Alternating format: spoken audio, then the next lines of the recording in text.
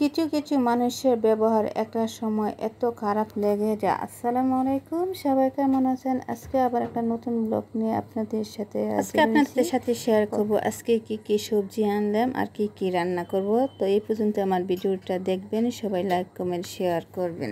কিছু কিছু মানুষের ব্যবহার এক সময় এরকম লাগে যা বলা যায় না। একটা সময়ের পর সেই মানুষগুলোর সাথে কথা বলতেও ইচ্ছা করে না, মন থেকেও আর ভালোবাসতে ইচ্ছা করে না, এমনকি আর তাদের স্মৃতিগুলোও মনে রাখতে ইচ্ছে করে না। তাদের সাথে কথা বলাটা বুঝিয়ে বলতে কঠিন, তাই চুপ থাকা ভালো।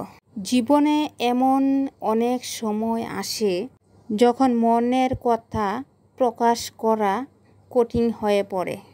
হয়তো এমন কিছু অনুভূতি এতটা গভীর যে সেইগুলোর শব্দ প্রকাশ করানো যায় না, কিংবা কিছু অভিজ্ঞতা এতটাই জটিল বোঝার জন্য চেষ্টা করা হোক, শুনতে পাওয়া মানুষটি হয়তো শুনতেই চায় না।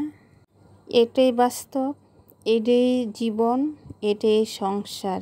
এই নিয়ে জীবন সংসার চলছে আমার না। আবার হয়তো কিছু কিছু মানুষের এরকম কিছু গল্প আছে, কেউ প্রকাশ করতে পারে আর কেউ প্রকাশ করতে পারে না।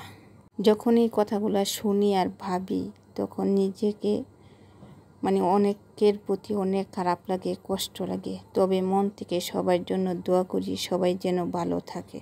তো সবাই দোয়া করবেন, সবাই যেন সুখে শান্তিতে সংসার জীবনে থাকতে পারে। এই ছিল আমার আজকের কথা।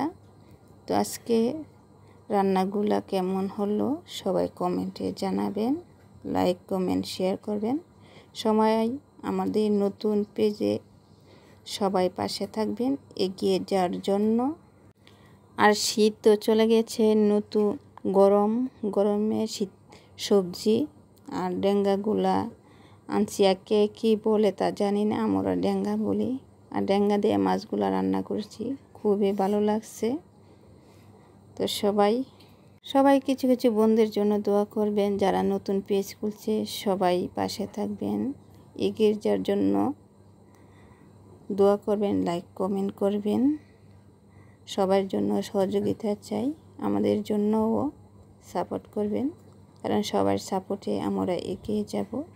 তবে এতক্ষণ যে কথাগুলো বললাম শুনতে খারাপ লাগলেও কথাগুলো কিন্তু সত্যি।